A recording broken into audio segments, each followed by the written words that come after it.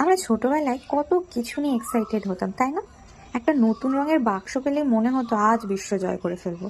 কিন্তু বড় হতে হতে কোথায় যেন সেই উত্তেজনাটা কমে যায়, সব কিছু সিরিয়াস হয়ে যায়, কাজ, দায়িত্ব, পড়াশোনা, কত কিছু। আজ এই আঁকাটি করতে করতে হঠাৎ মনে হলো আমি হয়তো আবার সেই ছোটবেলার আমিটিকে খুঁজে পাচ্ছি।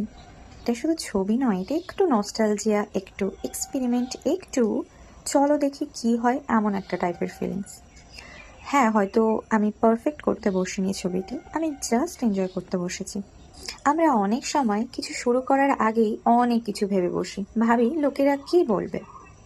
কিন্তু সত্যি বলতে কি, লোকেরা ওই 2 মিনিটই দেখবে, তারপর নিজের কাজে ব্যস্ত হয়ে যাবে। তাই কোনো কিছু না শুরু করার কোনো কারণই নেই। হ্যাঁ, হয়তো ছবিটি আঁকতে আঁকতে আমার এটা মনে হয়েছে, জায়গাটা ঠিক করলে হয়তো আর একটু ভালো হতো। ঠিক যেমন আমাদের মুড কখনো ব্রাইট, কখনো সফট, কখনো আবার কনফিউজড। আর সব থেকে ভালো লাগার জিনিস কি জানো? এই যে একা বসে ছবি আঁকা।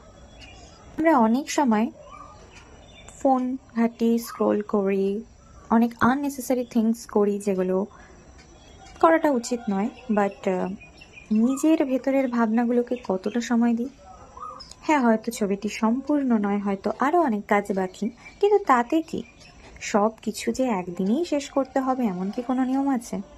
কিছু জিনিস ধীরে ধীরেও সুন্দর হয়, কিছু জিনিস সময় নিয়ে নিজের জায়গা বানায়। তো যদি তুমি এই ভিডিওটি দেখে থাকো, তাহলে একটা প্রশ্ন তোমার জন্য: শেষ কবে তুমি এমন করেছো যেটা শুধু তোমারই ভালো লাগার জন্য? ভাবো, আর একটু সময় বের করো নিজের জন্য। কারণ সিরিয়াস লাইফের মাঝেও একটু রং, একটু পাগলামি, একটু নিজের মতো থাকা খুব দরকার। চলো আজকের জন্য এখানেই টাটা, বাই বাই।